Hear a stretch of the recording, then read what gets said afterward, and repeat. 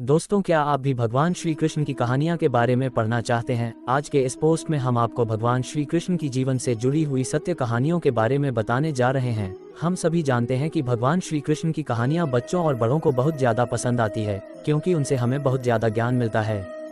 हम भगवान श्री कृष्ण जी को कई रूप जैसे कि माखन चोर कृष्ण, बाल कृष्ण, राधा कृष्ण, कुरुक्षेत्र में गीता का सार समझाते हुए भगवान कृष्ण को भी हमने देखा है। तो दोस्तों, आज के इस पोस्ट में हम आपको भगवान श्री कृष्ण जी की बचपन से लेकर बड़े होने तक की कहानियों के बारे में जानकारी शेयर करने जा रहे हैं। ऐसा भी हो सकता है इनमें से कुछ कहानियां ऐसी भी होंगी जो आपने अपने माता पिता या दादा दादी से बचपन में सुनी होंगी। तो चलो दोस्तों, अब हम शुरू करते हैं।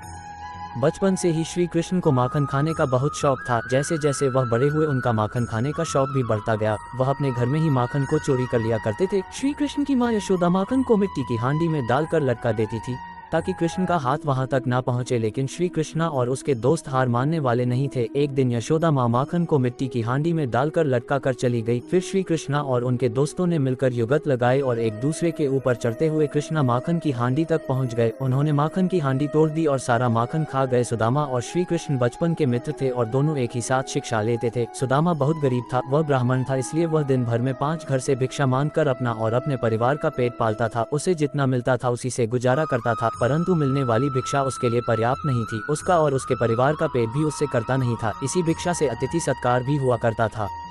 सुदामा की पत्नी को यह मालूम था कि सुदामा और श्री कृष्ण दोनों मित्र हैं। श्री कृष्ण द्वारका के महाराजा है, अगर सुदामा उनसे सहायता मांगेगा तो कभी भी ना नहीं करेंगे। इसलिए सुदामा की पत्नी ने सुदामा को बहुत बार श्री कृष्ण के पास द्वारका जाने के लिए कहा, परंतु सुदामा हर बार मना कर देता था। परंतु बहुत ज्यादा पर्यटन करने के बाद सुदामा मान जाता है और वह द्वारका के लिए निकल जाता है। उस समय उसके पास कोई साधन नहीं था, वह अपने पैरों पर चलता हुआ द्वारका की ओर बढ़ रहा था। वह संकोच और लज्जा से भरा हुआ द्वारका की ओर निकल पड़ा। काफी दूर चलने के बाद उसे रास्ते में एक बैलगाड़ी मिलती है, जिस पर व्यापार के लिए खूब सारा माल लदा हुआ था। मुरारी ने सुदामा को द्वारका चलने के लिए मना लिया। गाड़ी पर बैठकर दोनों द्वारका के पास पहुंचे। वहां पहुंचते ही बैलगाड़ी वाले ने सुदामा से कहा कि आपका रास्ता यहाँ से अलग है और मेरा अलग है। सुदामा आगे चलने के बाद वहां से वापस आ गया। उसने सोचा कि मैं उस बैलगाड़ी वाले का धन्यवाद करके आता हूँ। सुदामा मंदिर के पीछे उसका धन्यवाद करने के लिए वहां गया तो वहां पर कोई बैलगाड़ी नहीं थी और ना ही कोई मुरारी था। उसे कुछ समझ नहीं आ रहा था। वह सोच रहा था कि एक क्षण पहले वह मुरारी से बातचीत कर रहा था, परंतु दूसरे चरण में यहाँ पर कोई भी नहीं है।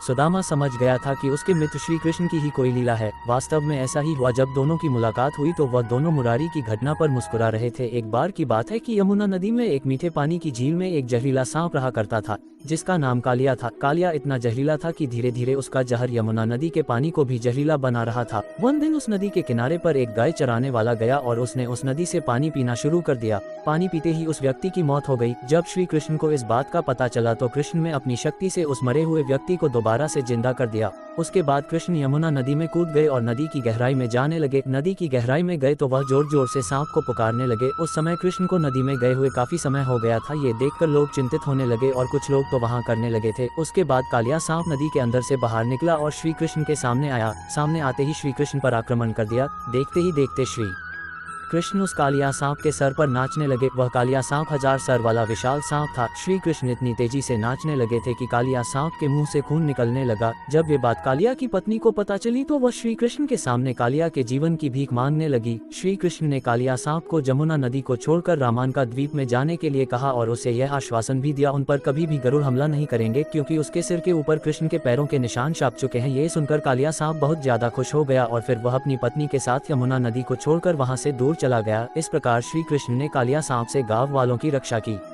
एक गांव में 8 वर्ष का सूर्य नाम का एक बेहद दुर्लभ बालक था। उसका परिवार का व्यवसाय लकड़ी काटना और उन्हें बाजार में बेचना था। एक दिन सूरज यमुना नदी के किनारे पर लकड़ी काट रहा था। एक पेड़ की सूखी टहनी यमुना नदी की ओर झुकी हुई थी। सूरज की खास बात यह थी कि वह कभी भी हरी भरी टहनी को नहीं काटता था। उसने देखा कि जो टहनी यमुना नदी की ओर झुकी हुई है वह बिल्कुल सूखी हुई है। उसने कुल्हाड़ी लेकर उसे काटने के बारे में सोचा। जैसे ही उसने अंतिम परिहार टहनी पर किया, टहनी नदी में गिर गई और सूरज ने भी उसी टहनी को बचाने के लिए यमुना नदी में छलांग लगा दी। यमुना नदी का बहाव बहुत ज्यादा तेज था क्योंकि वह मौसम बारिश का मौसम था। सूरज काफी देर तक नदी से बाहर निकलने के लिए प्रयास करता रहा, परंतु उस धारा में खुद को बहने से न रोक सका। काफी मेहनत करने के बाद भी वह सफल नहीं हो सका था और नदी के बहाव के साथ ही बहता गया। उसने मदद के लिए श्री कृष्ण को पुकारा। उससे पहले अपने लिए निजी हितों के लिए कभी भी श्री कृष्ण को याद नहीं किया था। श्री कृष्ण भी अपने भक्त की पुकार सुनते ही नदी के किनारे पर पहुंच गए। उन्होंने देखा कि सूरज बेहोश और अचेत अवस्था में है। उन्होंने सूरज को नदी से निकाला, नदी के किनारे पर लिटा दिया। सूरज की आंखें बंद थी, परंतु उसको एहसास हो रहा था कि किसी ने उसे बीच नदी से बाहर निकाला है और उसकी देखरेख कर रहा है। जैसे सूरज की नींद उठा, उसने देखा उसके आसपास कोई भी नहीं है, परंतु वहाँ पर एक मोरपंख पड़ा था। इस मोरपंख को देखकर वह समझ गया कि उसके प्रभु श्री कृष्ण ने ही उसे बचाया था। एक बार की बात है कि वृंदावन के लोग गोवर्धन पर्वत की पूजा करने लगे थे। वह भगवान श्री कृष्ण के कहने पर उस पर्वत की पूजा करने लगे थे और इंद्र देव की पूजा नहीं करते थे। इस बात पर देवराज इंद्र ब्रिज के लोगों पर बहुत ज्यादा क्रोधित हो गए और क्रोधित होकर उन्होंने उन्हें दंडित करने के लिए ब्रिज गाँव के ऊपर गणगौर वर्षा करने के लिए बादल भेज दिए। इंद्र के आदेश देते ही वह बादल गाँव की ओर चल पड़े और वहाँ जाकर बहुत ज्यादा बारिश करने लगे, जिसके कारण वृंदावन में बाढ़ की संभावना पैदा हो गई थी। बारिश इतनी ज्यादा होने लगी थी यहाँ तक कि कुछ लोगों के घर भी इस बारिश में बहने लगे थे। गांव के लोग बहुत ज्यादा डर गए थे और वह सहायता लेने के लिए भगवान श्री कृष्ण के शरण में पहुंचे, परंतु भगवान श्री कृष्ण को पूरी परिस्थिति के बारे में ज्ञान हो चुका था। उन्होंने गाँव वालों की सहायता करने के लिए अपने बाएं हाथ पर गोवर्धन पर्वत को अपनी छोटी उंगली पर उठा लिया और वह पर्वत पर पूरे गाँव के ऊपर छतरी का काम करने लगा। देखते ही देखते वृंदावन के सभी लोग और गाय एक एक करके उस पर्वत के नीचे आने लगे। इस प्रकार भगवान श्री कृष्ण ने वृंदावन के लोगों की जान बचा ली। भगवान श्री कृष्ण के चमत्कार को देखकर लोग बहुत ज्यादा हैरान हो गए थे और इस चमत्कार को देखकर बादल भी वापस लौट गए और इस तरह भगवान श्री कृष्ण ने ब्रजवासी की रक्षा की और वह लोग खुशी खुशी रहने लगे। वृंदावन के छोटे गांव में पारो और रामदरस नाम के पति पत्नी रहते थे। वह दोनों आंखों से देख नहीं पाते थे और हर रोज भिक्षा मांगकर ही अपना जीवन व्यतीत करते थे। दोनों श्री कृष्ण की भक्ति किया करते थे। भोजन से पहले वह उस भोजन का प्रसाद लगा दिया करते थे। उस प्रसाद को अपने भोजन के पात्र में थोड़ा सा मिलाकर बाकी किसी दूसरे गरीब को खाने को दिया करते थे। श्री कृष्ण भी उनकी भक्ति से बहुत ज्यादा प्रसन्न थे, इसी कारण उनको कभी भूखे पेट सोने नहीं दिया करते थे। चारों ओर जन्माष्टमी की धूम मची थी। गोकुल, वृंदावन, बरसाना क्षेत्र में कृष्ण जन्मोत्सव की विशेष मनोहारी छटा देखने को मिलती है। पारो खुद भी पुत्र को जन्म देने वाली थी। उसे खुद नहीं मालूम था कि वह जन्माष्टमी के दिन एक पुत्र को जन्म देने वाली है। ठीक उसी समय उसने पुत्र को जन्म दिया। वह अपने माता पिता की तरह ही श्री कृष्ण की भक्ति करता रहता था। उसका नाम उन्होंने चंदन रखा था। वह नाम के अनुसार ही शांत और शीतल स्वभाव का था।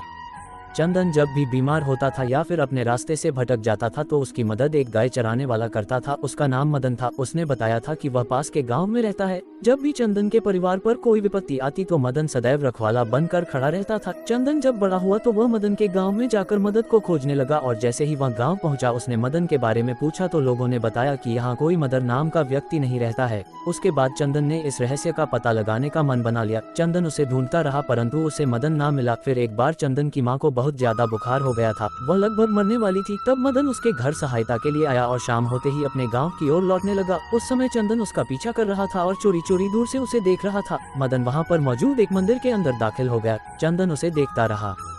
श्री कृष्ण को और किस नाम से जाना जाता है? श्री कृष्ण को माखन चोर के नाम से भी जाना जाता है, क्योंकि श्री कृष्ण बचपन में माखन चुरा कर खाया करते थे। श्री कृष्ण भगवान की सबसे प्रिय पत्नी कौन थी? श्री कृष्ण भगवान की सबसे प्रिय पत्नी रुक्मणी थी। श्री कृष्ण की पत्नी रुक्मणी को लक्ष्मी का अवतार भी माना जाता है। रुक्मणी से श्री कृष्ण ने प्रेम विवाह किया था। श्री कृष्ण का जन्म भाद्रपद मास में कृष्ण पक्ष में अष्टमी तिथि को हुआ था। श्री कृष्ण का जन्म मथुरा में हुआ था और उनके पिता का नाम वासुदेव और माता का नाम देवकी था। श्री कृष्ण का जन्मदिन जन्माष्टमी के नाम पर भारत, नेपाल, अमेरिका सहित विश्व भर में मनाया जाता है। कृष्ण की इतनी सारी पत्नियां क्यों थी? जब श्री कृष्ण ने राक्षस राजा नरकासुर को मार दिया था तो उनके पास बंदी 16,100 पत्नियां मुक्त हो गई थी, जिन्हें श्री कृष्ण ने अपनी पत्नियों के रूप में स्वीकार किया था और उन्हें अपने साथ द्वारका ले आए थे। श्री कृष्ण की कितनी पत्नियां थी? श्री कृष्ण की 16,000 पत्नियां थी। श्री कृष्ण की 16,000 पत्नियां क्यों थी? जब श्री कृष्ण ने नरकासुर का वध किया था तो उन्होंने नरकासुर के पास बंदी 16,100 पत्नियों को मुक्त करवाया था और उन सभी पत्नियों ने श्री कृष्ण से अनुरोध किया था कि वह उनके साथ विवाह कर लें, इसलिए श्री कृष्ण की 16,000 पत्नियां थी। श्री कृष्ण के बचपन का नाम क्या था? श्री कृष्ण को बचपन में कन्हैया के नाम से जाना जाता था। उन्हें प्यार से लोग कहना भी कहते थे। उम्मीद करते हैं कि हमारे द्वारा शेयर करी गई भगवान श्री कृष्ण की कहानियाँ आपको बहुत पसंद आई होगी और इन कहानियों को सुन के बाद आपको काफी कुछ सीखने को भी जरूर मिला होगा।